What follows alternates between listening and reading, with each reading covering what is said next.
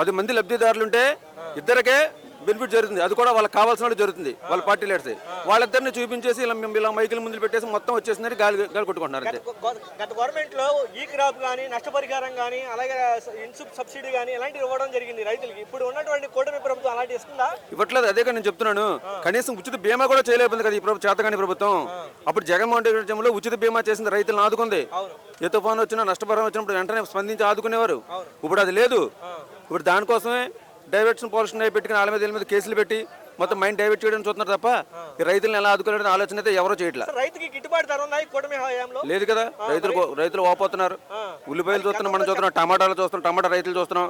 ఏమీ లేవు. కానీ వాళ్ళ సినిమా టికెట్లు ప్రమోషన్ సినిమా టికెట్లు కూడా పెంచుకుంటున్నారు. సినిమా టికెట్లు పెంచుకుంటున్నారు వాళ్ళు తప్ప రైతులకి గిట్టుబాటు ధర పెంచట్లా.